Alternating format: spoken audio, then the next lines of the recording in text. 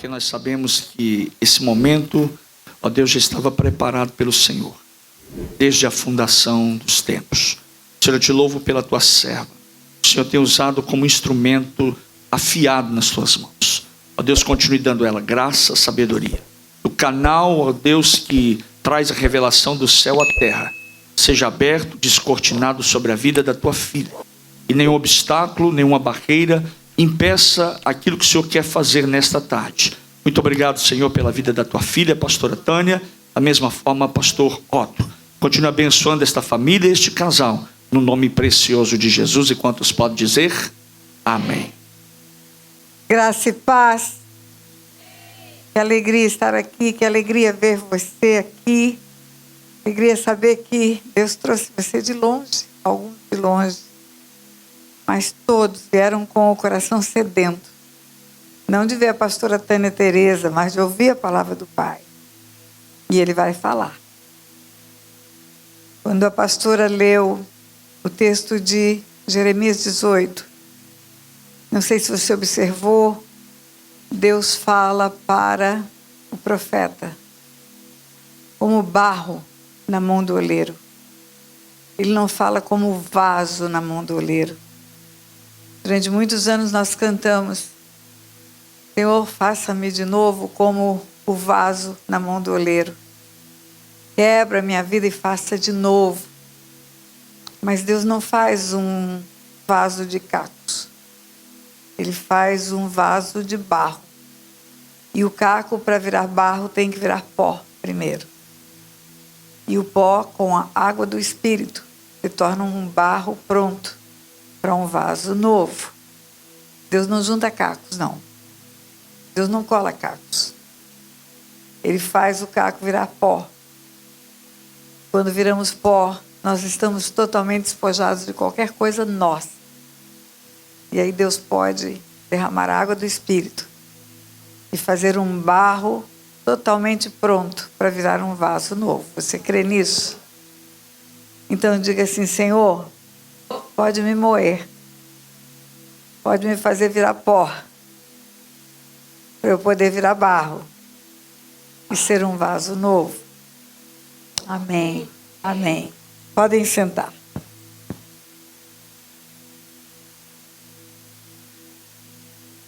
Eu quero compartilhar um texto longo da palavra de Deus para começar a conversar com você. O texto está em 1 Samuel, capítulo 1. Primeira epístola do profeta Samuel, capítulo 1. Houve um homem de Ramataim Zofim, da região montanhosa de Efraim, cujo nome era Eucana, filho de Jeroão, filho de Eliú, filho de Tou, filho de Zuf, efraimita. Tinha ele 2 mulheres. Uma se chamava Ana e a outra Penina. Diga 2 mulheres. Tinha 2 mulheres. Uma se chamava Ana e a outra Penina. Penina tinha filhos, porém Ana não os tinha. De ano em ano este homem subia da sua casa para adorar e sacrificar ao Senhor dos Exércitos em Siló. Ali estavam os sacerdotes do Senhor, Ofni e Finéias, 2 filhos de Eli. No dia em que Eucana se sacrificava, costumava dar porções a Penina, sua mulher, e a todos os seus filhos e filhas. Diga filhos e filhas. Ana, porém, que amava, ele dava porção dupla. O Senhor lhe havia cerrado a madre. Ora, a sua rival a provocava excessivamente para irritar, porque o Senhor lhe havia cerrado a madre. Diga, Penina era rival de Ana. Diga, está escrito, era rival. E assim sucedia de ano em ano, quando subiam à casa do Senhor. Penina provocava a Ana, pelo que ela chorava e não comia. Então Eucana, seu marido, lhe perguntava: Ana, por que choras? Por que não comes? Por que estás tão triste o teu coração? Não sou eu melhor do que 10 filhos? Diga 10 filhos. Então Ana se levantou, depois de comerem e beberem em Siló, e ele, o sacerdote, estava sentado numa cadeira junto a um pilar do templo do Senhor. E ela, pois, com amargura de alma, orou ao Senhor e chorou muito, diga amargura de alma.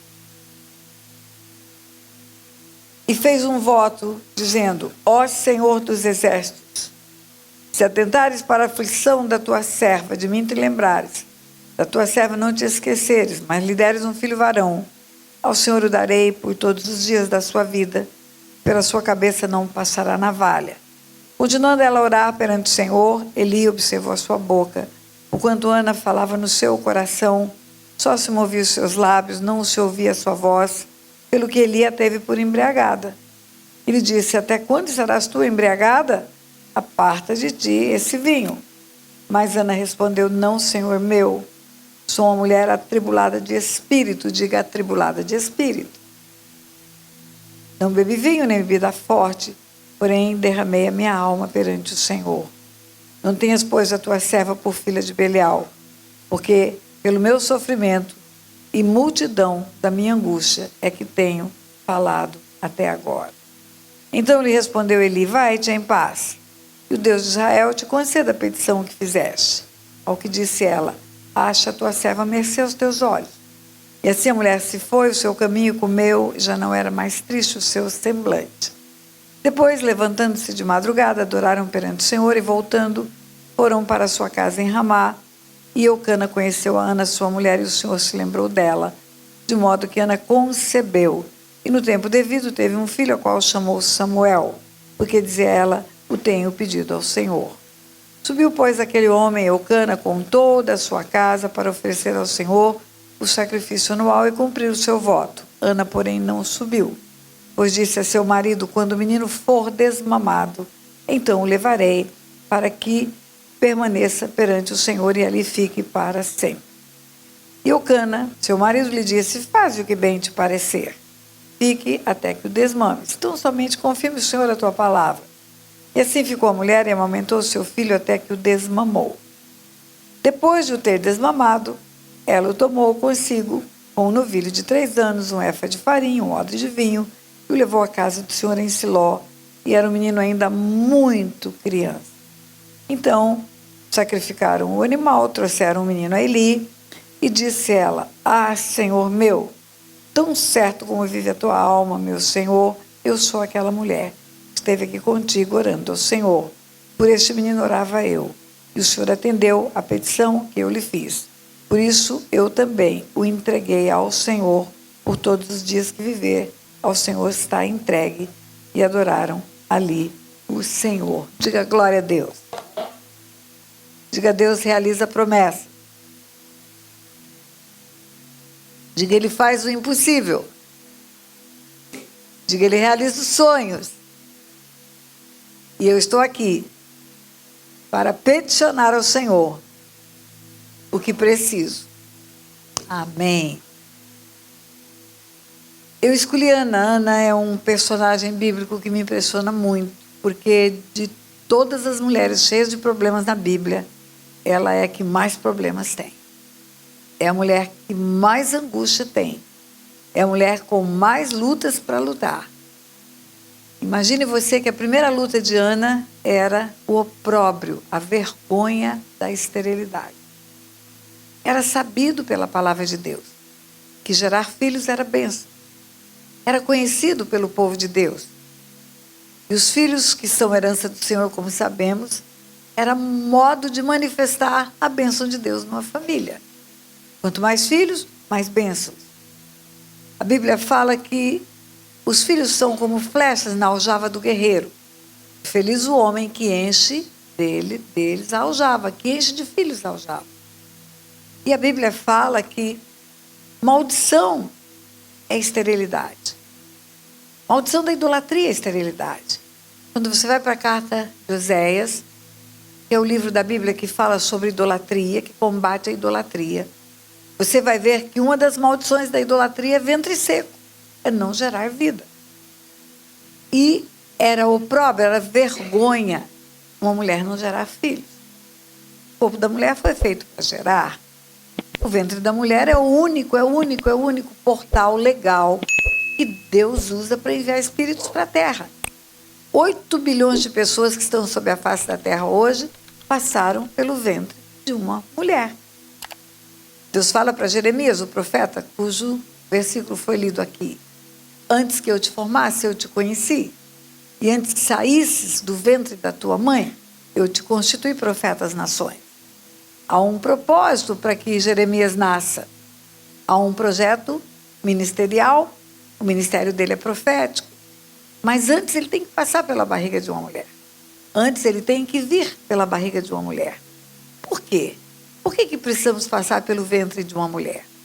Porque o mundo espiritual é legal, ele funciona dentro de leis. E tem uma lei que diz, no Salmo 105, versículo 16, os céus são os céus do Senhor, mas a terra deu a ele aos filhos dos homens. Os céus são os céus do Senhor. Céu é mundo espiritual. Céu é região celestial. Céu é o intangível, o invisível, o sobrenatural. Terra é o natural, é o mundo material. Os céus são os céus do Senhor, mas a terra deu a ele aos filhos dos homens. E quando a Bíblia fala que ele deu a terra para os filhos dos homens, não é deu como propriedade. Eu falo em vários vídeos meus que Deus me fez juíza para entender o mundo espiritual. O mundo espiritual é legal, ele funciona dentro de leis, ele não é legal de joia, de bacana, é de leis. E existe uma diferença entre o instituto jurídico de propriedade e o instituto jurídico de domínio. A terra, sua plenitude, todos os que nela habitam, são propriedade do Senhor. Ele diz, toda a terra é minha. Então, ele deu para os homens o quê? Os céus são os céus do Senhor, mas a terra deu a ele aos filhos dos homens. Ele deu para domínio. O instituto jurídico de domínio é diferente do instituto jurídico de propriedade. Ele deu para domínio. Em Gênesis 1, 26, depois que ele fez todas as coisas, depois que ele formou tudo, está escrito assim, também diz Deus, façamos o homem à nossa imagem, conforme a nossa semelhança, e tenha ele domínio sobre tudo. Domínio sobre os animais que voam, que nadam, que rastejam, selváticos, domésticos, sobre toda a terra. Tenha o homem domínio sobre toda a terra. Vou repetir, Gênesis 1, 26. Também disse Deus, façamos o homem à nossa imagem. Nossa imagem. Não está escrito, farei o homem conforme a minha imagem. Não é singular, é plural. Como assim? Façamos o homem à nossa imagem, conforme a nossa semelhança? Por que nossa? Por que plural? Por que não singular? Porque Pai, Filho e Espírito Santo juntos estavam quando o homem foi formado. Tal era a importância daquele ser que Deus estava fazendo na terra para ser seu filho, não para ser só um jardineiro do Éden, mas para ser seu filho, porque está escrito. Quando você lê a Bíblia toda, você vai compreender mistérios que aparentemente estão escondidos e guardados. Evangelho de Lucas, capítulo 3, a partir do versículo 23, que fala da genealogia de Jesus. Era Jesus, filho de José, filho de Eli, filho de Matate, filho de Levi. Quando chega em Adão, está escrito Adão, filho de Deus. Então, Deus formou um homem para ser seu filho, para habitar na terra. Volto a falar, Gênesis 1, 26, também. Se Deus façamos o homem à nossa imagem, conforme a nossa semelhança, e tem ele domínio,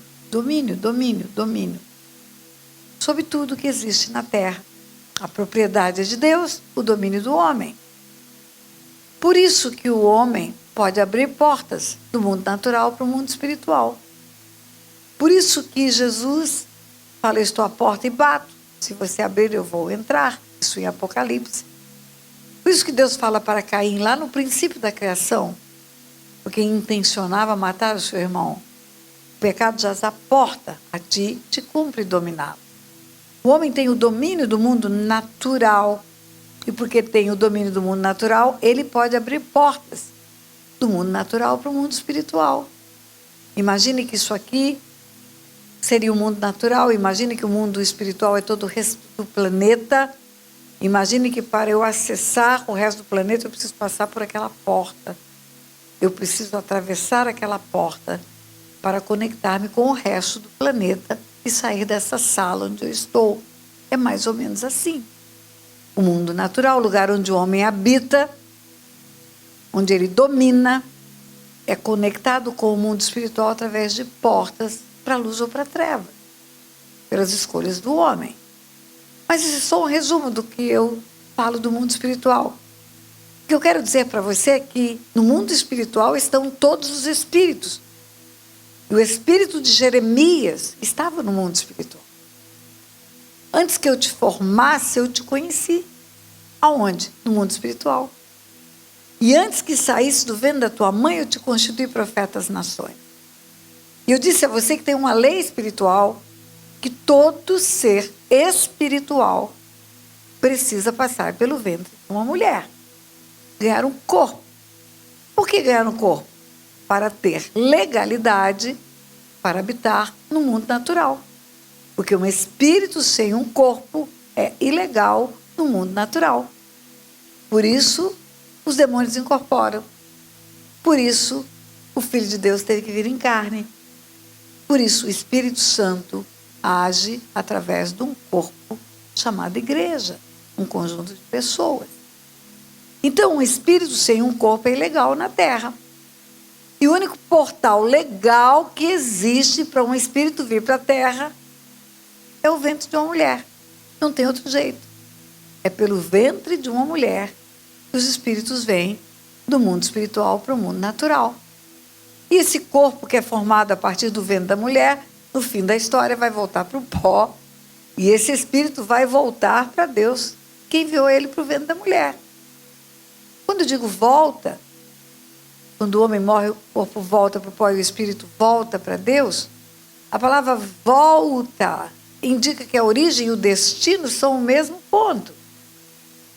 Aqui tem gente de vários estados. Foi feita aqui uma apresentação. Veio da onde? Tal lugar, você vai voltar para lá. Veio de onde? Tal lugar, vai voltar para lá. Veio de Miami, vai voltar para lá. Veio de Fort Lauderdale, vai voltar para lá. Por quê? Porque lá é a origem, lá é o destino. Se quando o homem morre, o corpo volta para o pó, e o espírito volta para Deus, que o deu, a origem do corpo é o pó. E é o destino do corpo, e a origem do espírito é Deus. E o destino do espírito é Deus, é o projeto de Deus para nós.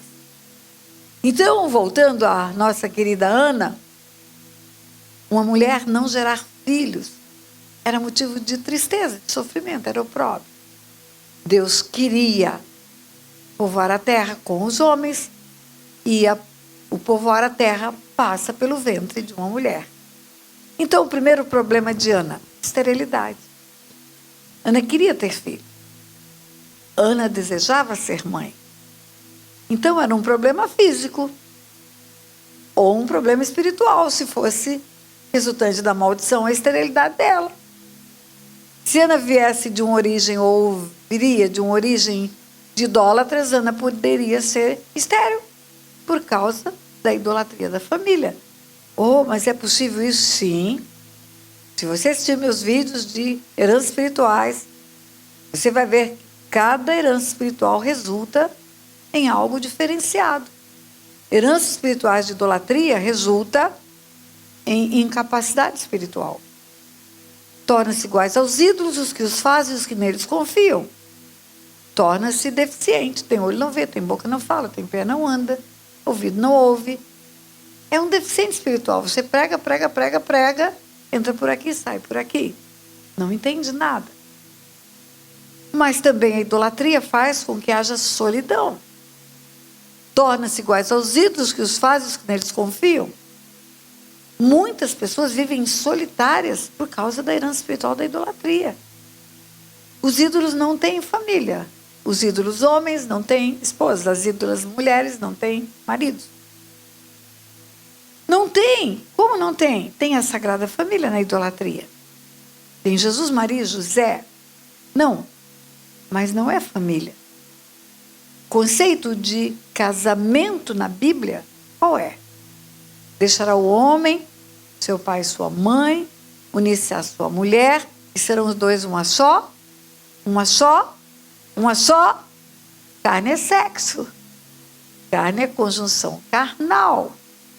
E se os que adoram e praticam a idolatria dizem que há uma virgindade nessa mulher chamada Maria, então não houve casamento com José. Então não tem casamento na idolatria. Não existe um só casamento. Os líderes espirituais são solteiros, as beatas são solteiras. Consequência espiritual da idolatria, solidão. Mulheres bonitas, mulheres novas, mulheres inteligentes, mulheres preparadas, não casam. Não casam. Quando você vê muita gente solteira numa família, você vai fazer um mapeamento espiritual, você vai encontrar idolatria. Mas tem mais. A idolatria também traz prostituição. Porque na carta do profeta Oséias está escrito que você consulta um pedaço de madeira, um ídolo de madeira, e ele dá resposta. Dá resposta. Assim como um demônio na encruzilhada dá resposta, o ídolo também dá. Por que ele dá resposta? Está escrito na carta de Oséias, capítulo 4. Porque um espírito de prostituição os enganou e responde.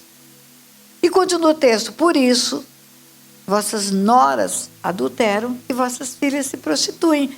Porque a idolatria é uma prostituição espiritual para Deus. E consequência espiritual da idolatria, também prostituição. Enfim, a idolatria traz um tanto de consequências espirituais, mas a esterilidade talvez tenha sido o que aconteceu com Ana. Ventre seco, está escrito lá. Então, um problema sério que Ana tinha. Incapacidade de gerar vida. E queria. E aí, por causa disso, veio outro problema. O marido, chamado Eucana, arruma outra mulher. É bíblico isso? Não. É autorizado por Deus? O que é o casamento segundo a Bíblia? Deixará o homem, seu pai e sua mãe, unir-se à sua mulher, e serão os dois. Não são os três. Naquela cultura pode ter mais uma, mas o projeto de Deus não é esse. O projeto de Deus é homem, mulher, dois. Homem, mulher, dois. Deus dá o número na Bíblia. Deixará o homem, seu pai, sua mãe, unir-se à sua mulher, sendo os dois uma só carne. Você acha que foi Adão que falou essa palavra? Não, não foi. Adão foi o primeiro profeta da Bíblia. Adão é boca de Deus quando ele fala isso. Quem está falando pela boca de Adão é o próprio Deus. Sabe por que eu sei? Porque no Evangelho de Mateus, quando os fariseus vão inquirir Jesus a respeito do divórcio, eles dizem para Jesus: é lícito ao homem repudiar sua mulher por qualquer motivo? É lícito ao homem deixar a sua esposa por qualquer coisa? Resposta de Jesus para os fariseus: não viste o que disse o Criador desde o princípio? O Criador. Deixará o homem, seu pai e sua mãe, unir-se à sua mulher, e serão os dois uma só carne. Quem disse? O Criador. Foi Adão. Adão foi boca de Deus para falar sobre casamento. Então, a primeira profecia bíblica é sobre casamento. O primeiro profeta bíblico profetiza sobre casamento. E o casamento é estabelecido por Deus. A família é estabelecida por Deus. Pais, filhos, homem, mulher, dois. É o Criador quem fala. É o Criador quem fala. Então, Eucana vai dar um jeitinho. Ele arruma outro. Tipo uma barriga de aluguel. Agora, eu li para você o texto bíblico. Ele não amava a outra. Ele amava Ana. Ele amava a esposa. A outra é chamada na Bíblia de rival. Rival. Penina era rival. A esposa amada era Ana. Mas estava lá todo mundo na mesma casa, na mesma família. Todo mundo ia junto para Siló adorar. Uma vez por ano, Eucana ia com essa família disfuncional de duas mulheres e muitos filhos com uma e 0 filho com a outra, ia adorar perante o Senhor em Siló. De ano em ano, uma vez por ano, lá ia aquela renca de gente para adorar em Siló. Escute bem, se você só vem ao templo uma vez por semana para adorar, se você se prepara nesse dia, se arruma toda, se enfeita toda, coloca uma roupa excelente, imagine se fosse uma vez por ano só. Imagine a importância desse dia, como só tem um dia por ano que tem o Thanksgiving, como só tem um dia por ano que tem o Natal, como só tem um dia por ano que tem o Ano Novo. Era um dia da maior importância esse dia. Era um dia que havia uma expectativa, uma preparação para irem à casa do Senhor em Siló para adorar. De ano em ano, era um dia de celebração, um dia de festa, um dia de comidas, um dia de alegria. E a Bíblia fala que Eucana dava porções para Penina e seus filhos e filhas. Filhos e filhas. Então, havia mais de um filho e mais de uma filha. É plural. Eucana dava porção a filhos e filhas. Eram muitos filhos, então. É no plural. E dava para Penina também. Era hora da comida. Mas porque ele amava a Ana, ele dava o dobro da comida para Ana. Agora, presta atenção.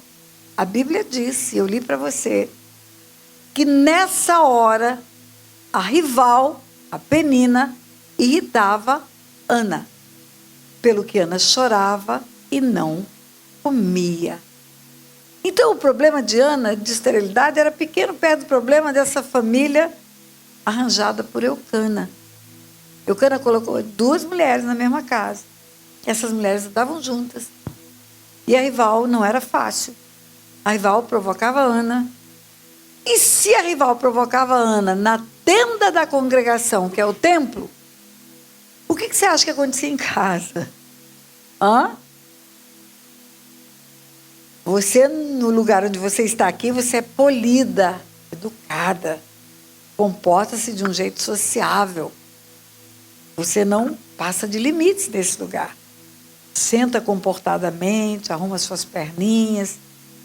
Agora, em casa, não. Você joga as pernas no sofá. Você senta para comer fora da mesa. Se você quiser assistir ao mesmo tempo um louvor e uma adoração, você pode sentar no sofá com um prato de comida. Em casa, você é descontraída e não tem muitos limites.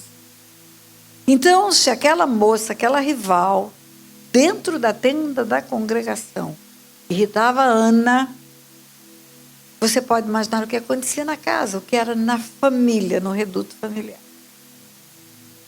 Agora eu fico imaginando o que será que Penina falava para Ana na tenda da congregação. Qual era a fala de Penina? A Bíblia não conta. Mas diz que ela provocava a Ana, irritava a Ana, a ponto de Ana chorar e não comer. O que ela dizia? O que você acha que uma mulher má pode falar? Eu vou contar algo para vocês. Nós ministramos para casais. Nós escrevemos livros para casais. O homem tem uma capacidade... Eu estou dizendo pessoas normais. Regra normal, regra geral. Tem exceção. A regra geral, o homem fala de 2 a 4 mil palavras por dia. Fora disso, é estressante para ele. A mulher, normal, fala de 6 a 8 mil palavras por dia. O máximo dele é 4. E ela não chegou no mínimo dela ainda, que é 6 mil palavras. Então, quando uma mulher não tem trava na língua e fala 8 mil palavras por dia, você imagine o que ela é capaz de falar. Não é à toa que o pai mandou botar um capítulo inteiro na Bíblia sobre língua. É. Porque se ela fala muito e ela não tem domínio próprio, pronto, a encrenca está feita. O que é que Penina falava para Ana? Não sei, mas eu posso imaginar.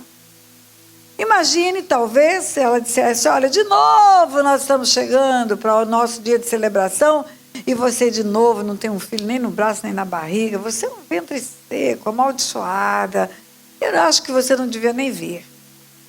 Talvez Penina dissesse assim, olha, Eucana só traz você porque ele tem muita pena de você. Mas você não representa nada para ele, você não dá filhos. Você é um peso morto na vida dele. E todo mundo na tenda da congregação vê isso, que você é um peso morto na vida dele.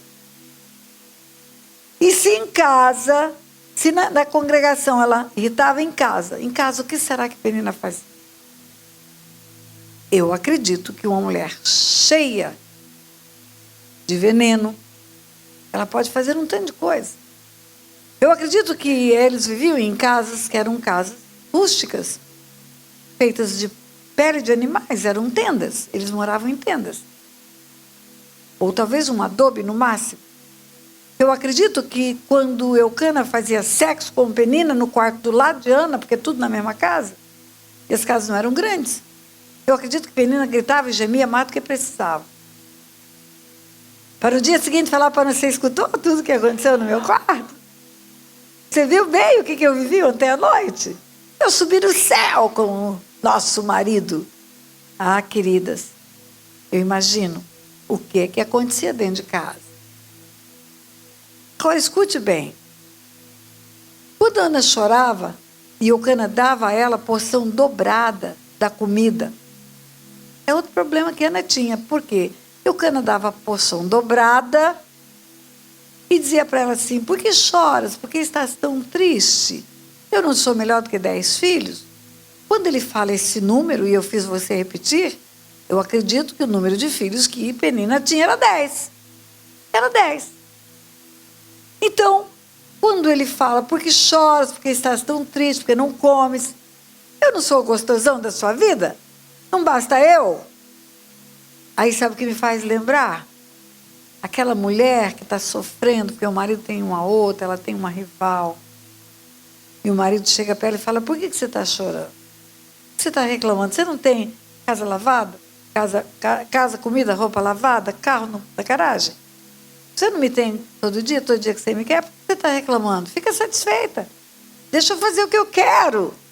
Você está reclamando do quê? Te falta alguma coisa? Ah, mas a mulher não vive só de comida e casa. Ela vive de respeito. Ela vive de dignidade. Ela vive de afeto. O afeto para a mulher, o carinho para a mulher, tem que ser o ambiente da vida dela. Não é um evento na hora do sexo só, não. É o ambiente da vida dela. Mulheres são sensíveis. Você sabia que na primeira epístola de Pedro, no capítulo 3, versículo 7, está escrito assim, maridos, vivei a vida comum do lar. Sabe o que é comum? É como um. Comum é comum. Comum. E diz o texto, tratando vossa mulher com discernimento. Com dignidade, com discernimento. Você sabia que discernimento é uma leitura espiritual das coisas? Entendimento, conhecimento é intelectual. Discernimento é espiritual.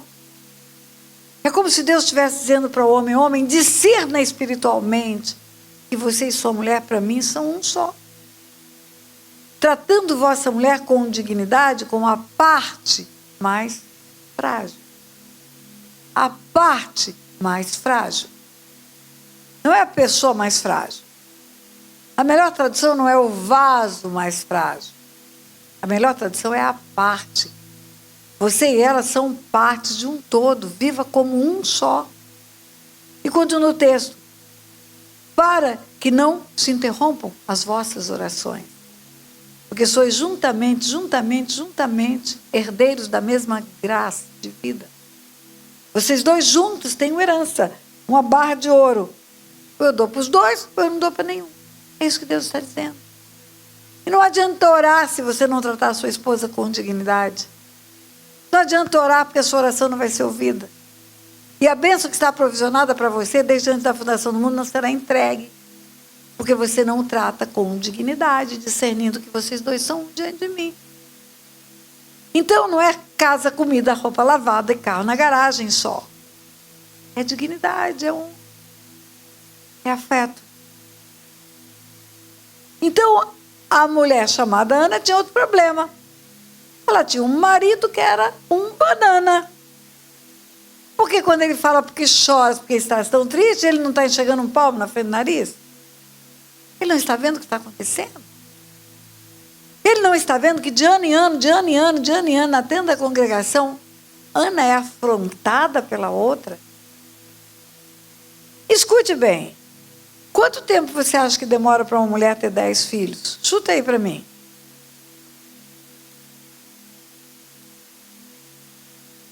No mínimo 10, no mínimo 20. São 9 meses de gravidez. E depois nasce a mulher, enquanto amamenta, dificilmente engravida. No mínimo 20 anos para ter 10 filhos. No mínimo 20 anos. Pastor Otto é o 9º filho da dona Guiomar. Dona Guiomar já tinha 20 anos de casada quando ele nasceu. Dona Guiomar já era uma mulher madura. Ela tinha 45 anos de idade quando ele nasceu. E ela casou antes dos 20 anos. Então, a mulher, para ter 10 filhos, considerando o período da amamentação, da gestação, 20 anos. Então, 20 anos! Penina cutucava a Ana, 20 anos. Penina irritava a Ana, 20 anos. Penina humilhava a Ana. E Eucana pergunta, por que você chora? Por que você está triste? É um banana. Diz que ama, mas não cuida. Quem ama, cuida. Cuida e cuida muito bem. Pastor Otto me cuida muito bem, muito bem, muito bem. Vou contar um segredo para você. Todas as manhãs ele fala que me ama.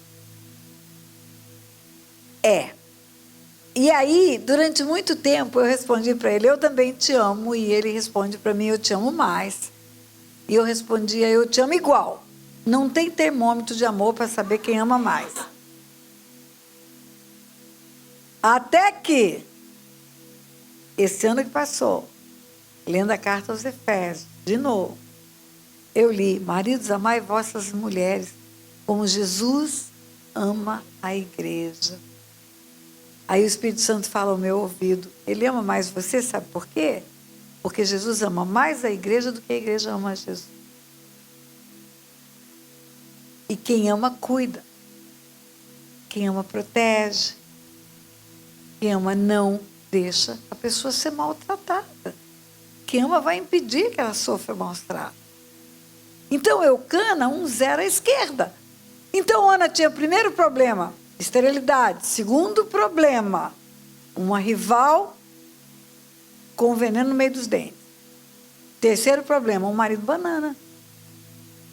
Tudo isso aquela mulher tinha de problema. Tudo isso ela tinha de problema. E de ano em ano, Ana chorava, não comia.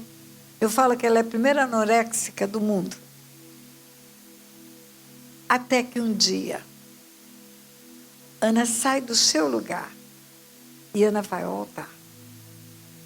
Até que um dia Ana sai do seu lugar e vai chorar diante de Deus no altar. Agora, presta atenção, havia um sacerdote chamado Eli. Esse sacerdote ministrava na tenda da congregação. Quando Ana chega no altar, e chorando e balbuciando uma oração, a Bíblia diz que ela só movia os lábios, o sacerdote pensa que ela está bêbada. Ela fala, você está embriagada? Aparta de ti esse vinho? Então, ela tinha mais um problema, ela tinha um sacerdote omisso. Ela tinha um homem que tinha o dever de cuidar do rebanho. Ela tinha um homem que tinha um sacerdote que tinha que chamar o marido dela e falar para ele, bota ordem na sua casa. Chama essa mulher chamada Penina, fala para ela calar a boca aqui dentro. Não deixa a Penina maltratar a Ana. Um sacerdote que já devia ter chamado Ana e falado, eu vou orar com você para você engravidar. Eu vou pedir dos céus que venha um filho para o teu ventre. Um sacerdote que não estava nem um pouco preocupado com uma família que estava arrebentada diante da tenda da congregação. E não estava arrebentada numa visita na tenda da congregação. Ano após ano aquela família estava assim. Então vamos lá, Ana tem esterilidade, vergonha próprio. Ana tem uma rival dentro de casa que não é brincadeira. Ana tem 20 anos, talvez, ou mais, de vergonha, de humilhação, e um marido banana que não faz nada, só quer dar comida e acha que está tudo bom. E Ana tem um sacerdote que não cuida da sua alma, do seu espírito. Resumo da ópera, tudoderuim.com. Diga para quem está ao teu lado, tudoderuim.com. Meu Deus, meu Deus. Quando o sacerdote pergunta se ela está embriagada, ela fala, não, Senhor meu, eu sou mulher atribulada de espírito. Pelo excesso da minha aflição é que tenho chorado até agora. Quando ela vai ao altar, está escrito, com amargura de alma, orou o Senhor.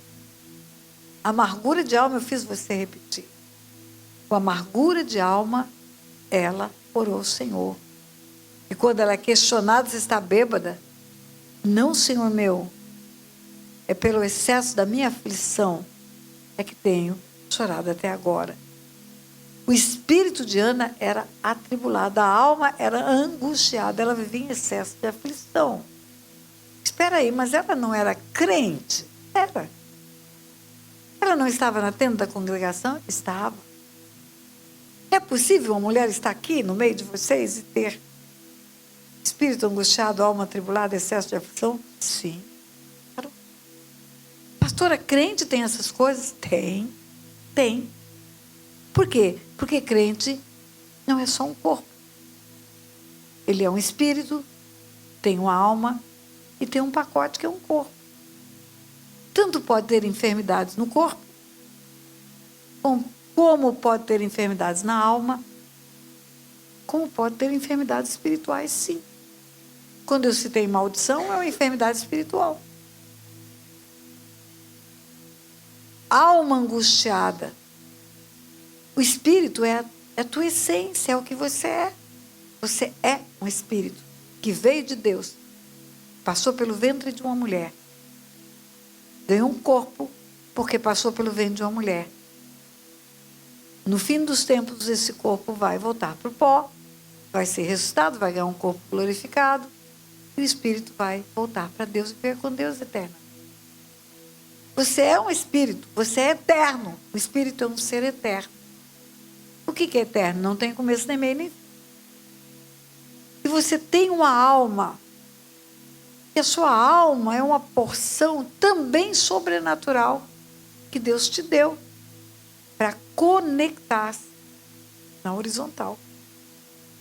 O teu espírito, formado por Deus, para conectar-se com o mundo espiritual. Para conectar-se com o Pai, com o Filho, com o Espírito Santo e com os anjos de luz. Por escolhas erradas, você pode conectar-se com trevas, anjos caídos, que viraram demônios. Demônios são anjos fora da posição. Deus não formou demônios, Deus formou anjos de luz, que tornaram-se demônios por uma rebelião. Agora, por escolhas erradas, podemos conectar com luz ou com trevas. Repito o que disse para você no começo. Deus fala para Caim, o pecado jaz à porta, a gente cumpre dominá-lo. Se procederes bem, não é certo que serás aceito. Quando o pecado é cometido pelo homem, ele abre portas para o mundo espiritual das trevas e conecta-se com as trevas. É o pecado que é a matéria-prima usada por Satanás para atormentar uma pessoa. Seja para cativeiro ou opressão. Cativeiro, o demônio entra dentro da pessoa. No cativeiro, ele usa o corpo da pessoa, fala pela boca dela, anda pelos pés dela. Na opressão, ele influencia a pessoa do lado de fora. No cativeiro, é como um homem dentro de um carro. O carro é governado pelo motorista. Quando entra um endemoniado gritando, O demônio está trazendo ele, usando o corpo dele, falando pelas cordas vocais dele. Agora, pode não estar possesso, mas pode ter demônios do lado de fora, influenciando. É a opressão maligna. Influencia para a droga, influencia para a violência doméstica, influencia para a promiscuidade sexual, pornografia na internet. O demônio não está dentro, mas está do lado de fora, dizendo faça, faça, faça, faça, faça. Na violência doméstica, você vai escutar as histórias. 40 anos eu cuido de pessoas, 40 anos eu escuto histórias. Você vai escutar aquele homem que praticou a violência, que bateu na sua mulher, que acabou com a sua mulher. Ele fala, mas eu me arrependo tanto. Eu não sei o que eu fiz, até agora eu não entendo o que eu fiz. Ele não estava possesso, ele estava completamente no controle das suas vontades. Mas era algo mais forte do que ele. Era uma voz que dizia, bata, bata, bata, bata. Mas ele sabia o que estava fazendo. Depois que ele espanca a mulher, ele se ajoelha aos pés dela, chora. Me perdoa, não vou fazer mais, eu te prometo. Por favor, não me denuncie, não vou fazer mais. E ele está sendo sincero. Ele realmente não quer fazer mais.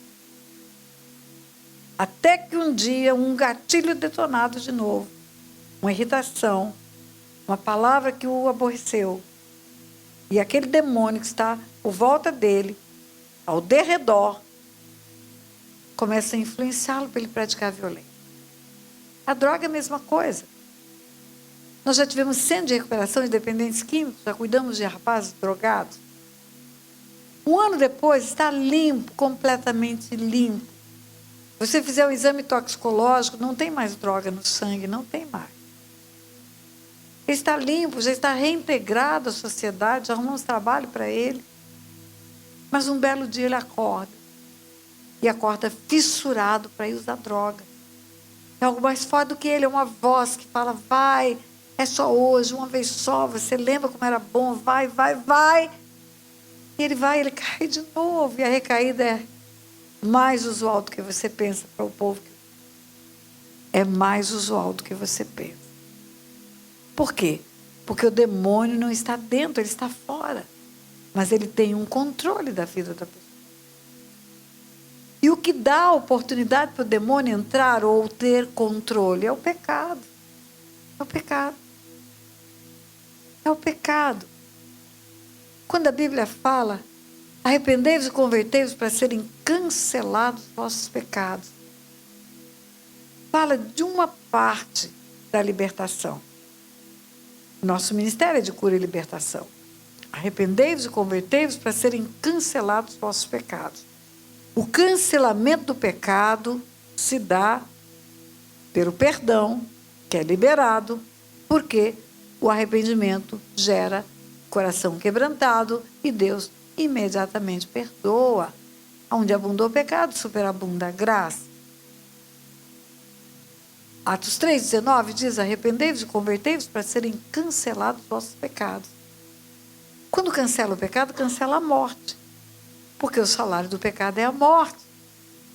O cancelamento do pecado traz vida de novo para a pessoa. Ela está morta pelo pecado. Ela está morta. Você lembra a parábola do filho pródigo? Quando ele volta, o pai fala, meu filho estava morto e reviveu. Não fala, meu filho estava desviado. Meu filho estava morto. Porque o salário do pecado é morte. Morte. Então, o arrependimento cancela a morte.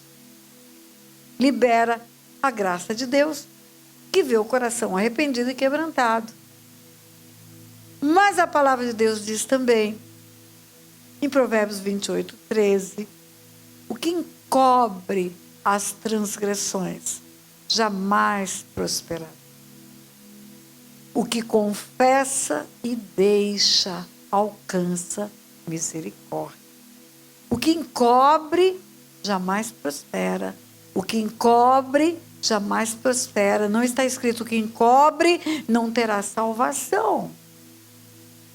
O que encobre jamais prospera. Por quê? Porque o que está em oculto, o que não é trazido para a luz pela confissão, está na jurisdição de Satanás. Está nas trevas. Só quando confessamos os nossos pecados e deixamos, é que o inimigo que entrou pela porta, que abrimos pelo pecado, pode ser mandado embora sem poder de retorno, e aí ele não pode voltar mais, porque já não está nas mãos dele a nossa história. Por isso que a Bíblia fala, na primeira epístola de João, se confessarmos nossos pecados, ele é fiel e justo para perdoar os pecados e nos purificar de toda injustiça. Purificar não é perdoar. Purificar é limpar. Purificação é diferente de perdão. Perdão é sinônimo de remissão.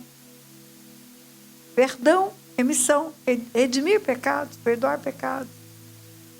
A purificação é limpeza, é limpeza. A confissão do pecado tira a sujeira que está oculta, coloca na luz. Coloca no lugar onde Jesus reina, é na luz.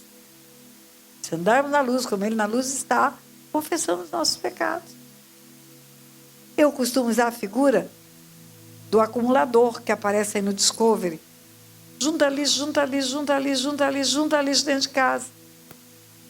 E a casa fica podre de suja. E junto com o lixo vem os bichos. Ratos, baratas, percevejos, lacraias. E a casa fica podre, cheia de bicho. Um dia o homem é curado, um dia ele acorda, não é mais acumulador. Acabou. A síndrome do acumulador foi embora, ele não acumula mais, ele acorda nova criatura. Nasceu de novo, é nova criatura. Arrepende de haver juntado sujeira e só o arrependimento limpa a casa dele? Não! É preciso ele botar o lixo todo para fora. Porque senão os ratos, as baratas, os percevejos continuam lá dentro. O mundo espiritual é assim também. Se não o colocamos para fora, fica em oculto, Satanás ainda tem direito de matar, roubar e destruir. Ele só não pode tocar na nossa vida, porque agora estamos vivos com Deus. O livro de Jó é um exemplo. O livro de Jó é um livro didático. Mostra que o diabo pode tocar em tudo, menos na vida de Jó. O Senhor nos dá na Bíblia toda a receita da libertação. A confissão do pecado limpa. Pastora, mas aquele que está em Cristo, uma nova criatura, coisas velhas já passaram, tudo se fez novo? Não. Aquele que está em Cristo nasceu de novo, mas ele precisa ser limpo. Se não fosse assim, Jesus não diria: eu sou a videira verdadeira, meu pai é o agricultor, todo ramo que está em mim, meu pai limpa. Estar em Cristo é no lugar de poder ser limpo. Quando Jesus fala que o ladrão não vem senão somente para matar, roubar e destruir, mas ele veio para que tenhamos vida e a tenhamos em abundância, ele não está falando de vida eterna. Ele está falando da vida aqui, agora, enquanto você está nessa caminhada. Na vida eterna, o ladrão não mata, não rouba e não destrói mais nada. Sabe por quê? Porque ele vai estar no lago de fogo e de enxofre, preso por toda a eternidade. Já vai ter se cumprido o que está escrito em Apocalipse 20:10, lago de fogo e de enxofre. Jesus fala: estou vivo, estive morto e tenho comigo as chaves da morte e do inferno. Com essas chaves ele vai trancar Satanás no lago de fogo e de enxofre. Então, quando Jesus fala: o ladrão não vem senão somente para matar, roubar e destruir, está falando da vida agora, da caminhada agora, não da eternidade. Na eternidade o ladrão não rouba mais. E Jesus não quer que você e eu tenhamos só vida eterna. Ele quer que tenhamos vida eterna e até chegar o dia de ir para a glória, vida abundante. Até o dia de sair dessa para a vida eterna, vida abundante, alegria, saúde, paz. É o plano de Deus para nós. Eu não tenho dúvida disso. Então, o pecado é a matéria-prima para Satanás trabalhar. É o pecado que faz com que ele encontre espaço na vida de uma pessoa. O arrependimento salva essa pessoa. A confissão tira Satanás do lugar onde ele está escondido na vida da pessoa, porque traz para a luz a história dela. Não é? Mas volta para Ana. O espírito conecta-se com o mundo espiritual. Por escolhas erradas, conecta-se com trevas. Foi feito para conectar-se com o Pai, com Deus Pai, com o Filho, com o Espírito Santo. E a nossa alma? A nossa alma é a porção nossa que conecta-se no mundo horizontal, com outras pessoas. Quando Deus fala para o homem, não é bom que o homem viva só. Deus mesmo era o companheiro dele do fim do dia, da tarde. Como é que alguém que tem Deus está sozinho? Não está. Mas quando Deus fala não é bom que viva só, está falando de companhias humanas. Ele tinha companhias de animais, ele tinha companhia de Deus, mas ele não tinha companhias humanas. Então, a alma é a nossa porção que nos dá a conexão com pessoas. É na alma que tem as emoções, sentimentos. É na alma que amamos, é na alma que sofremos, é na alma... Ana diz, minha alma está angustiada. Meu espírito está atribulado. Eu falo que se o corpo é o templo do Espírito Santo, a alma é o altar. Uma alma atribulada, uma alma angustiada, ela tem dificuldade de se conectar com Deus. A pessoa não consegue ouvir a voz de Deus. Ela não consegue ouvir a voz de Deus. E pastora, uma mulher de Deus pode ter uma alma angustiada? Pode, claro. Mas pastora, eu escutei alguém falar para mim, você precisa orar mais para resolver a questão da sua alma. Sim, você precisa orar, é bom orar. Mas você pode abrir a sua alma e derramar a sua alma diante de Deus também. Chorar o seu choro, falar do seu sofrimento, contar a sua história. Na alma estão as nossas escolhas. Na alma está o nosso intelecto. Tudo que eu estudei para passar num concurso para juíza foi na minha alma que eu guardei. Tudo. A letra fica arquivada no intelecto. E a alma tem o intelecto também. Emoções, vontade, intelecto, escolhas, tudo isso é na alma. Então, o homem pode estar doente da alma? Pode, claro que pode. E não é só Ana, o único crente da Bíblia, o único homem de Deus, mulher de Deus, que é um exemplo de alma doente. Existe um que é cheio do Espírito Santo, que é Elias. Elias, tão certo como vive o Senhor, perante cuja face eu estou, um homem cheio do Espírito Santo. Ele tem sofrimento na alma, ele tem depressão. Por que Elias teve depressão? Porque Elias passou por muito tempo de sofrimento. 3 anos e meio de perseguição, foragido. Quando você lê a história de Elias, ele confronta o rei Acabe, confronta Jezabel, porque estavam fazendo de Israel um lugar terrível de adoração a demônios. Jezabel começa a perseguir os profetas, porque ele confronta Jezabel, confronta Acabe. Ele fala, tão certo como vive o Senhor, perante cuja face eu estou, não haverá nem chuva nem orvalho, ou seja, vai haver seca. Deus vai punir Israel. E aí ele tem que fugir. Ele tem que fugir, e quando você lê a história, parece tão bonitinha. Mas entra você na história para ver se é bonitinho. Vai para o Ribeiro de Querite, lá eu vou te alimentar. Lá tem água. Não tem água em lugar nenhum mais, mas tem água no Ribeiro de Querite. Eu vou te alimentar. Todo dia um corvo vai levar carne e pão para você. Ou, que lindo, lindo coisa nenhuma. Você acha que o corvo fritava um bifinho para levar para Elias? O corvo é ave de rapina. Matava uma presa, comia uma parte, levava um pedaço para Elias. Imagine você meses comendo carne trazida por uma ave de rapina pelo bico. É um porco entrando e traz bicho imundo. Um porco entrando, trazendo um bife cru na boca para você comer. Você acha legal isso? Até que quando seca o ribeiro, ele fala, vai lá para Sarepta. Sarepta é Síria. Ele era hebreu, ele estava em Israel. vai para aquela outra nação, foge para lá, e vai para a casa de uma viúva pobre. A viúva tem um filho que está morrendo de fome, e ela vai te alimentar. Poxa, que legal, farinha e azeite não acabam. Legal, coisa nenhuma. Imagina você ficar 3 anos dependendo da farinha e do azeite toda manhã. Imagine 3 anos você sendo humilhado na casa de uma viúva pobre, porque ele, como profeta, sabia que estava escrito que os homens é que tinham que alimentar viúvas e órfãos, e agora ele estava sendo alimentado por uma. Imagine a vizinhança daquela viúva. Dizer, olha lá aquele cara, não faz nada, não trabalha, está encostado na casa daquela mulher, pobre daquela mulher, ainda tem que dar comida para ele. Vergonha, humilhação. 3 anos e meio de vergonha e de humilhação. Perseguição, vergonha, humilhação. Perseguição, vergonha, humilhação. Até que chega o dia, Deus fala para ele, agora vai, apresenta-te a Acabe. Ele vai.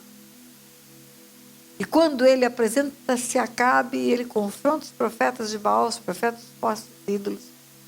Faz um desafio, vence o desafio. Jezabel, tudoderuim.com, se levanta e fala, você pensa que acabou? Não acabou não, vai começar tudo de novo. Ele fala, não, eu prefiro morrer. Ele entra embaixo de um zimbro e pede a morte. Elias pede a morte. Ele não quer viver mais. Você vê todos os sintomas de uma depressão profunda em ele. Ele desiste do moço dele, do companheiro dele. O depressivo não quer companhia de ninguém. Ele para. O depressivo não caminha mais. Não quer mais trabalhar. Não quer mais tomar banho. Não quer mais conviver com pessoas. Ele pede a morte. Ele pede a morte. Deus me ensinou a curar depressão da alma com Elias. Existem 3 tipos de depressão. Depressão física, depressão da alma, que é emocional, e depressão espiritual. O homem é um espírito, tem uma alma e está dentro de um corpo. A depressão do corpo é uma deficiência hormonal. Você tem hormônios que te causam bem-estar. Melhora o seu bom humor, levanta o seu jeito de ser. Levanta dopamina, levanta serotonina. Toma lítio, vai melhorar. Vai curar o corpo. Você pode tomar hormônio para tireoide. Está desestabilizada, pode tomar hormônio, por que não? Você pode fazer reposição hormonal na menopausa, por que não? Você pode fazer reposição hormonal para o cérebro, por que não? Pastora, crente toma remédio para o cérebro? Toma. Crente vai procurar médico para tomar remédio para depressão? Vai. Crente conserta unha encravada, crente conserta dente cariado, crente vai para o oftalmo botar óculos na cara, e crente toma remédio quando precisa, sim. A medicina é uma dádiva de Deus, queridos. A medicina vem para curar. Quem vem para matar, roubar e destruir é o cão. Agora, essa é a depressão física. Mas tem a depressão da alma. A depressão da alma é a depressão reativa. Todos nós temos uma capacidade de sofrer e sair do sofrimento. Sofrer e sair do sofrimento. Sofrer e sair do sofrimento. Resiliência, estica e volta. Estica e volta. Mas quando tem um sofrimento atrás do outro. Um sofrimento atrás do outro. Não deu tempo de voltar ainda. E já vem outro.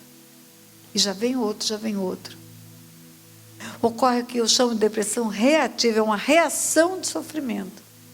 A pessoa não quer mais. Ela cansou de sofrer. Ela quer morrer.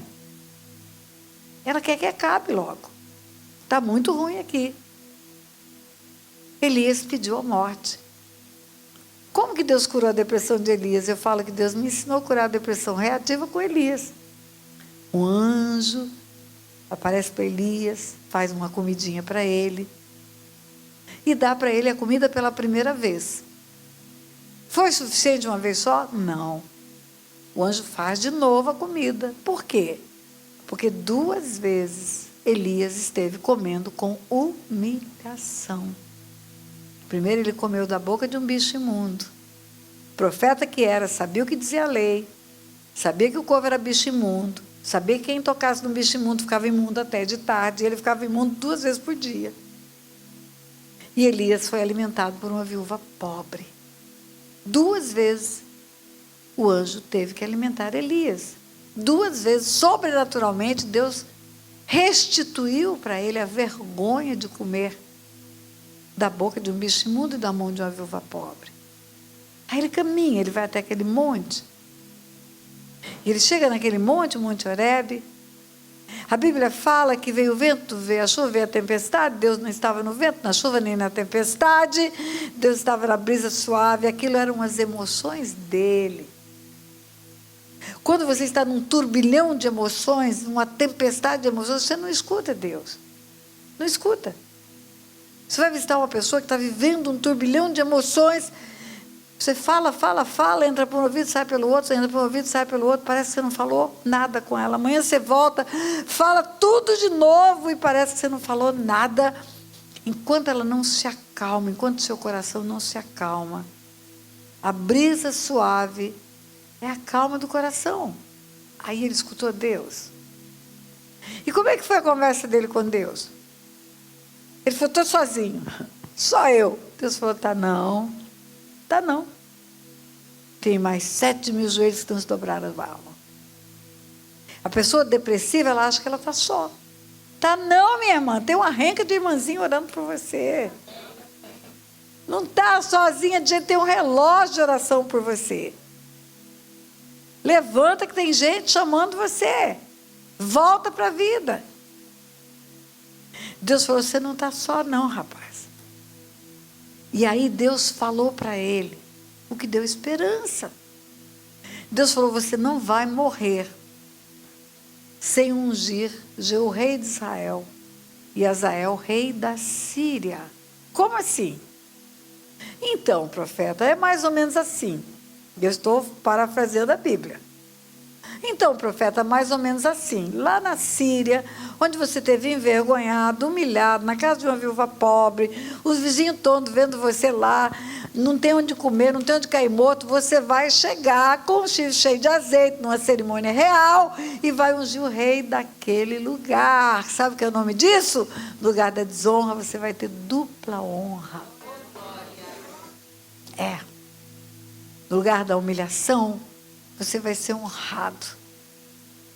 Você vai ser um instrumento meu para ungir o rei de uma nação.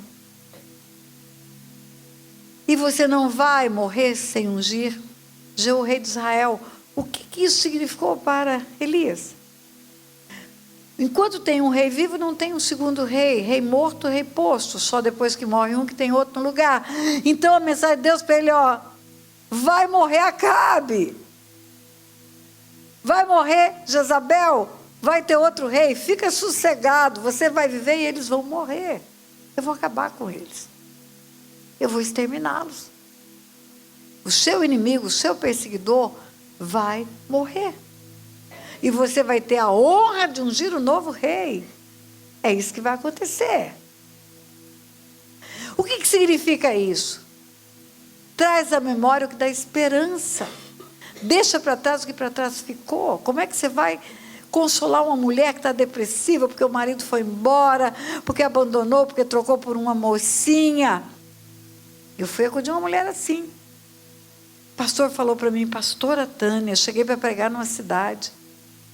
Pastora Tânia, a mulher quer se matar, está falando em se matar.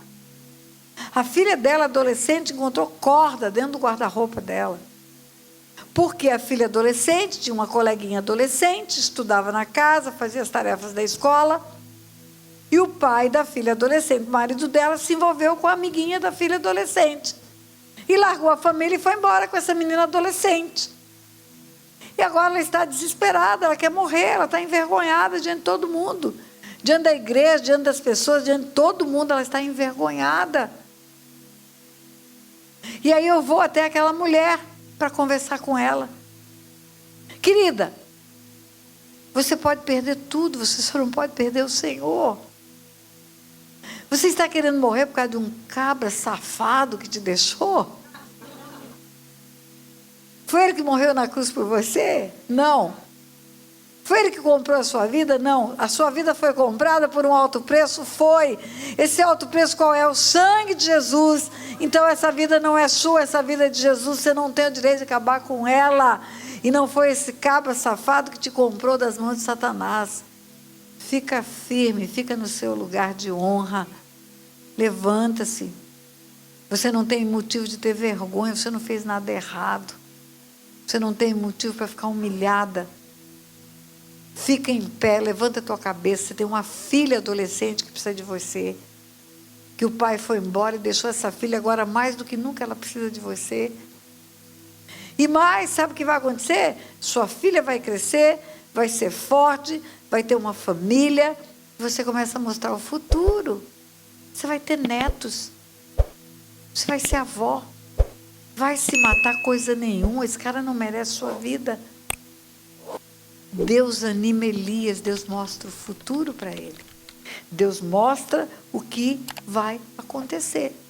E a última palavra de Deus para Elias é: e você não morre antes que eu unja um profeta no seu lugar. E o profeta foi Eliseu, você sabe disso. O que significa essa mensagem? Eu preciso de você, profeta. Eu não vou ficar sem profeta. Então, quando eu levantar outro profeta, aí eu vou te levar. Mas antes disso, não. A depressão da alma é curada desse jeito. A depressão do corpo, com remédio. A depressão da alma, com renovo, com esperança. Com palavras de conforto. Com cura das emoções. Mas tem outra depressão. É espiritual. Depressão espiritual é causada por espíritos de morte. Espíritos que levam a pessoa a ter pensamentos suicidas. Espíritos de morte que ficam dando tristeza, sofrimento e falam: se mata, que depois que você morrer vai ficar melhor a sua vida. Mentira! Se está ruim agora, depois é fogo e enxofre só. É só isso que vem depois. Vai ficar muito pior. Mas os espíritos de morte falam: vai ter uma paz, você vai ter calma, vai ficar tudo bom na hora que você acabar com a sua vida. E por que uma pessoa tem depressão espiritual? Porque ela derramou sangue. Porque tem espíritos de morte, ou na família por homicídios, ou nela mesma por abortos, derramamento de sangue dentro do ventre dela. Espíritos de morte vêm receber o sangue. Por que você acha que o povo das trevas vai oferecer sangue na encruzilhada? Porque os espíritos imundos recebem o sangue. O sangue é uma moeda espiritual. Sangue derramado dentro do corpo de uma mulher atrai espíritos de morte. E esses espíritos de morte podem causar doenças graves, acidentes graves e também suicídio. Depressão profunda que culmina com o suicídio. Os 3 tipos de depressão têm os mesmos sintomas: tristeza, abatimento, falta de ânimo. Desiste de tudo. Só que na depressão física e na depressão emocional, a pessoa não tira a sua vida, ela deseja morrer, ela pede a Deus para levá-la. Que foi o que aconteceu com Elias. Me leva, não quero viver mais. Mas na depressão espiritual, ela suicida, ela se mata. Toda depressão espiritual, ou melhor, todo suicídio, é decorrente de uma depressão espiritual. Espíritos de morte que levam ao suicídio. E a depressão de Ana era qual? Emocional. Alma angustiada, espírito atribulado. Pelo excesso da minha aflição é que eu tenho chorado até agora. Então pense numa mulher problemática. Estéril, envergonhada pela esterilidade, marido banana, rival dentro de casa era uma cobra cuspindo fogo, veneno, cuspindo veneno, um sacerdote omisso e ela com depressão profunda. Tudo isso numa mulher só. Você está entendendo o que eu estou falando? Tudo isso numa mulher só. Numa mulher só. Ano após ano, essa mulher viveu isso. Ano após ano, essa mulher experimentou isso. Ano após ano, essa mulher chorou sem ter socorro de ninguém, de pessoa nenhuma ao redor dela. Eu falo que quando você tem uma mãe que faz tudo errado, as crianças copiam a mãe. É muito comum, quando a mãe fuma, as crianças começarem a fumar cedo. É muito comum, quando a mãe bebe, as crianças começarem a tomar a espuma da cerveja muito cedo. Se os filhos de Penina viam Penina maltratar Ana, você acha que eles tratavam bem Ana? Vocês acham que eles eram educadinhos com Ana? Ana vivia um verdadeiro inferno em casa. Ela era alvo de opressão o tempo todo. Mas sabe o que a Bíblia fala? Que Deus é o nosso refúgio e fortaleza. Ele é o nosso socorro bem presente na hora da angústia. Ainda que eu ande pelo vale da sombra da morte, não temerei mal algum, porque tu estás comigo. Meu socorro vem do Senhor, que fez os céus e a terra. Eu olho para os montes, não é dos montes que vem o socorro, é do Deus que fez os céus e a terra. Até que enfim um dia Ana compreendeu isso. Até que enfim Ana compreendeu que não era de Eucana, Banana, não era de Penina, não era dos meninos de Penina, não era do sacerdote que viria a solução para a vida dela. Ela foi ao altar. Ela foi ao altar aquele dia. E olha bem, o sacerdote não ajudou em nada. O sacerdote, quando ela foi ao altar, ainda chamou ela de bêbada. Você está embriagada? Até quando você vai ser bêbada? Aparta de ti esse vinho. Aí ela contou para o sacerdote o que ela estava fazendo. Não, eu estou chorando em Deus. Minha alma está angustiada, meu espírito está atribulado pelo excesso da minha aflição, que tenho chorado até agora. E eu vim pedir uma criança, eu vim pedir um filho, que se o Senhor me der, eu vou entregar para ele, é isso que eu vim fazer. Resposta do sacerdote, escute bem. O sacerdote não orou por Ana. O sacerdote não se retratou por haver tomado ela por embriagada. O sacerdote disse uma palavra: o Senhor te conceda a petição que fizeste. O que significa isso? O mundo espiritual é regido por leis. Eu falei para você de uma lei espiritual que precisa confessar pecados para tirar das trevas. E tem outra lei espiritual. O que liga na terra, liga no céu. O que desliga na terra, desliga no céu. A chave do reino dos céus, Deus entregou para nós. Concordância na terra, leva a concordância para o céu. Quando dois concordam na terra, dois ou mais, há uma concordância no céu.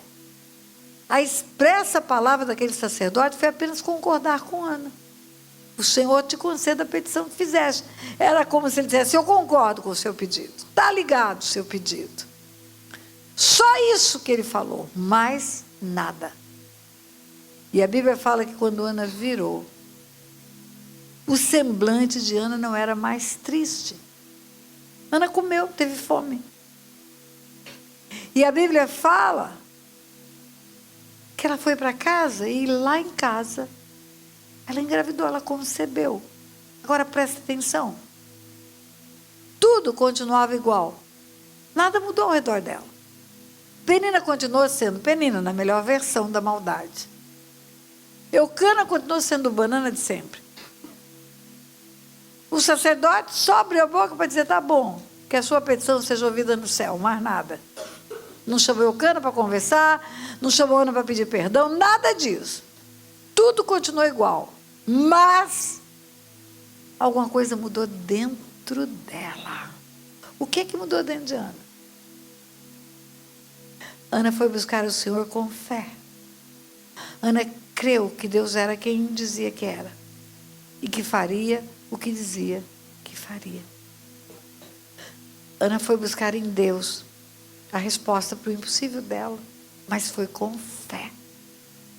A fé de Ana foi o suficiente para ela virar e ter certeza que o tempo do opróbrio começou a contar o fim naquele momento.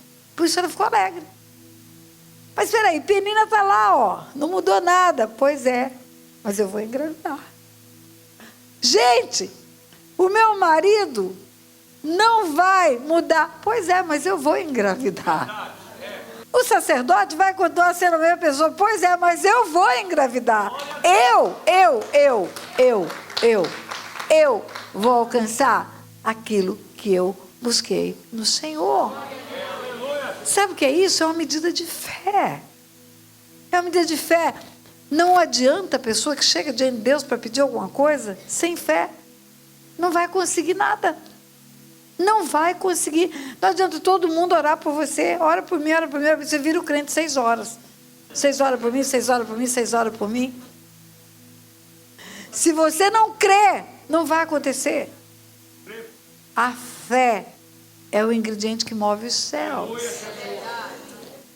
Você imagina que quando as pessoas chegaram aqui, no meio da tarde, para preparar esse lugar, todas essas lâmpadas estavam apagadas, a mesa de som estava desligada, esse microfone desligado, esse aparelho que está filmando desligado, mas aqui, nesse lugar, tinha uma força chamada energia elétrica, que vem dos cabos de alta tensão da rua.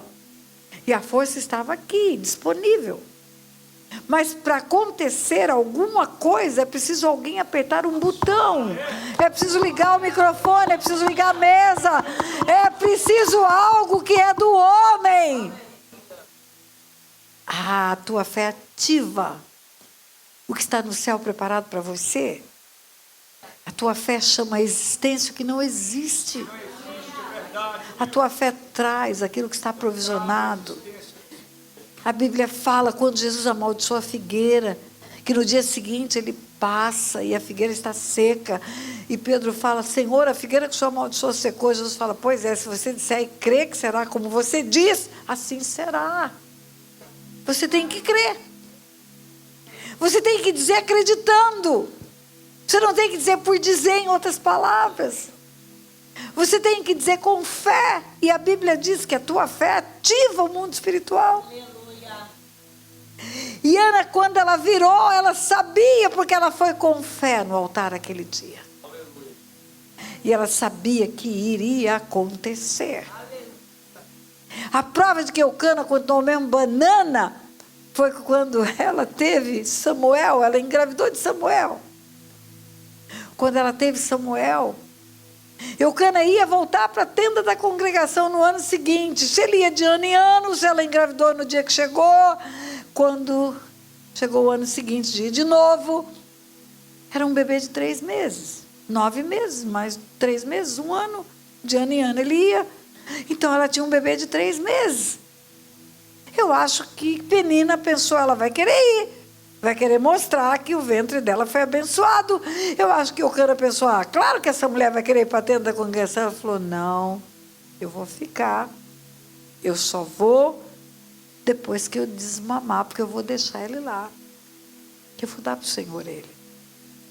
Presta atenção, resposta de Eucana para Ana, olha o banana que ele era. Faz como bem te parecer.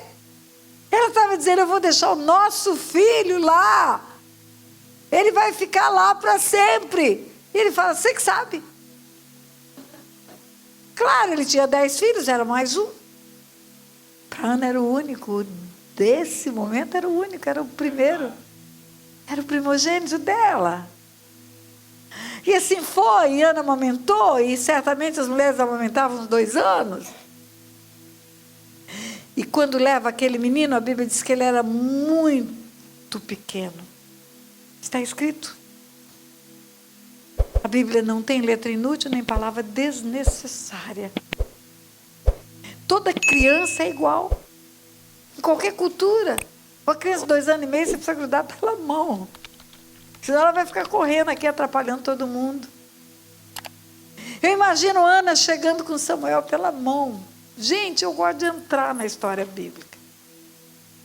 Eu imagino Ana, que ano após ano entrava naquela congregação humilhada, envergonhada, batida, penina cheia de orgulho. Eu imagino o dia que Ana, a porta abriu e Ana entra trazendo Samuel pela mão. Uau! E não era só um menino, para ela era só um menino, para Deus era o grande profeta Samuel.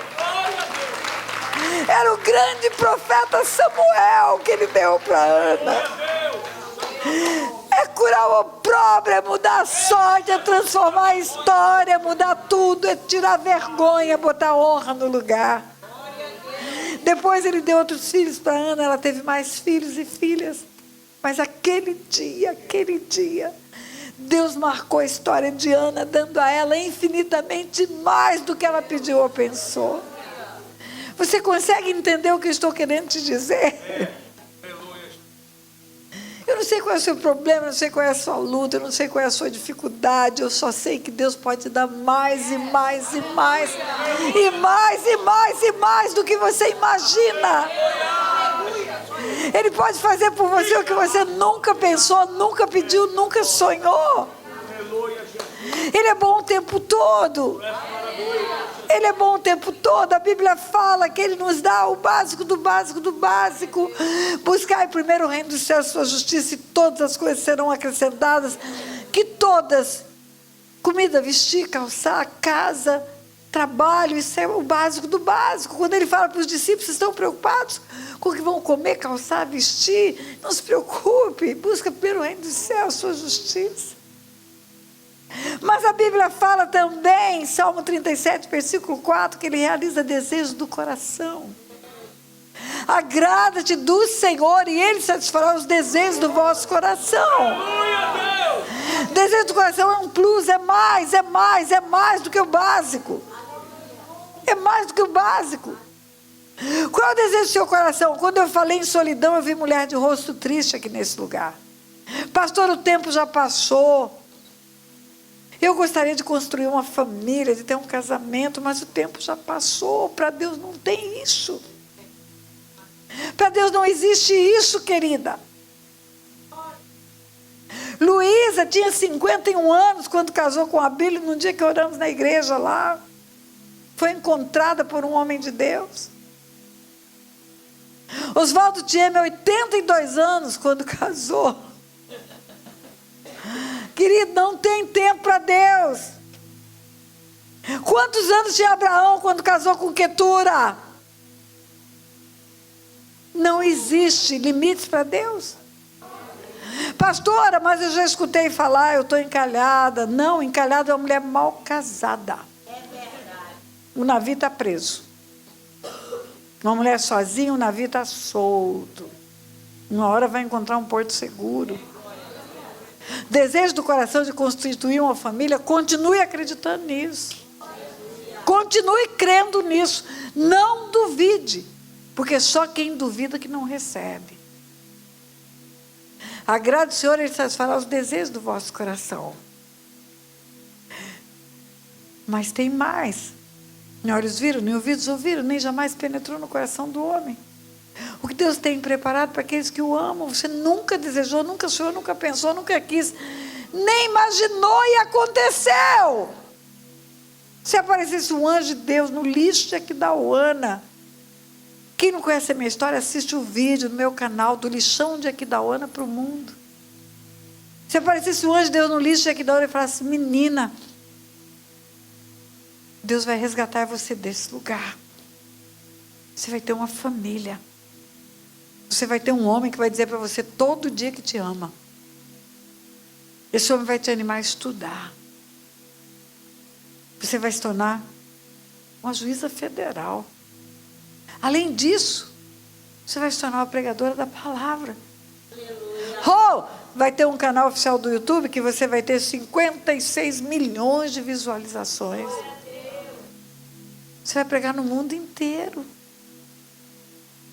E olhar para aquele anjo e dizer, anjo, você está no lugar errado, falando com a menina errada, isso é impossível. Não há impossível para Deus, escute isso. Não há impossível para Deus, não há. Tudo é possível aquele que crê. Deus fala: acaso haverá coisa maravilhosa demais para mim? Nada. Nada é demais para Ele. Mas nós precisamos crer nisso, querido. Precisamos crer. O que eu quero curar em você nessa tarde é a incredulidade. É a única coisa que impede de acontecer na sua vida o que Deus tem programado, o que Deus tem preparado.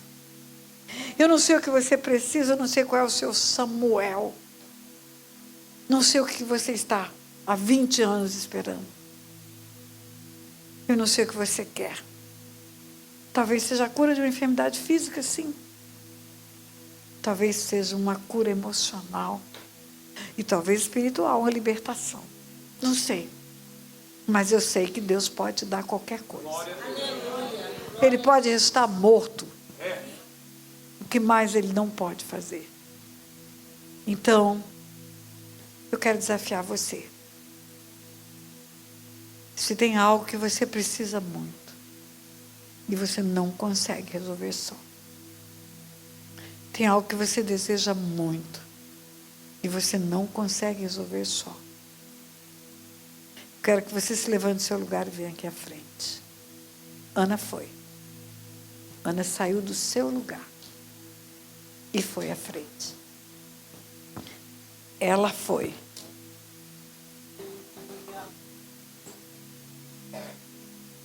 Ela foi à frente.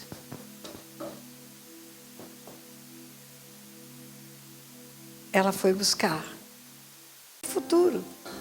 Entreguei. Eu entreguei Jericó em tuas mãos. Mas as muralhas estavam em pé. Estava tudo em pé. Josué olhasse pelos olhos naturais. E se ele fosse incrédulo, ele dizia: entregou nada. Está tudo em pé. Continua do mesmo jeito. Mas Deus primeiro entrega no mundo espiritual. Depois que Ele chama a existência no mundo natural. Primeiro é no mundo espiritual. E a tua fé tem que te fazer crer que no mundo espiritual já foi liberada a bênção. Agora é esperar o dia da chegada dela. É como uma encomenda que é colocada no correio. Vai chegar. É uma compra que você faz na Amazon. Vai chegar. É uma carta que vem lá do Brasil. Vai chegar. Vai chegar. Vai chegar. Creia nisso. Comporte-se com essa fé. Abre a boca para dizer isso. Para falar: vai chegar, vai acontecer. Agora, o dia que acontecer, presta atenção. Você vai glorificar a Deus com a vitória. O que Ana queria era um filho. O que ela entregou no altar? O filho. Tem muita gente que vem ao altar fazer pedidos a Deus e quando recebe, esquece de Deus. Vamos pegar o exemplo do casamento de novo. Eu quero casar, eu quero casar, eu quero uma família. Aí Deus concede uma família. Não tem nada que você recebe que não venha do céu. Aí esquece do povo de Deus, esquece da igreja, esquece de vir para adorar. Esquece. Usa o casamento como um álibi para ficar em casa, cuidando do marido, ao invés de vir com ele para a igreja. Eu quero um emprego, eu quero um emprego, eu quero um emprego. Deus te dá um emprego, esquece de vir adorar o Senhor com os dízimos, com as ofertas. Esquece de vir servir ao Senhor com alegria. Toda vez que peticionamos ao Senhor que recebemos algo dEle, nós temos que honrá-lo com aquilo que recebemos. A petição de Ana foi um filho. Deus dá a ela um profeta, Samuel. Ela entrega aquele menino para o Senhor. Você vai receber sim de Deus o que você veio buscar. Mas você vai fazer dessa vitória um motivo de adoração a Deus pelo resto da sua vida.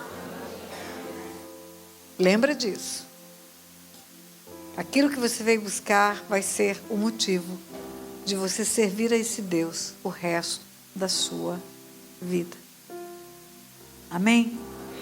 Pai, muito obrigada pela tua palavra liberada neste dia para todos nós. Muito obrigada, Pai, pelas irmãs queridas que vieram aqui à frente. Muito obrigada pelo que o Senhor já liberou no mundo espiritual. Pela fé eu já oro não para pedir, mas para agradecer. Agradecer aquilo que o Senhor já liberou no mundo espiritual para essas mulheres neste dia. Eu creio que os testemunhos serão tremendamente grandes. Eu creio que virão ao altar para dizer que o Senhor entregou aquilo que vieram buscar. E eu creio que o teu nome será glorificado através da vida delas, Pai. Em nome de Jesus. Amém.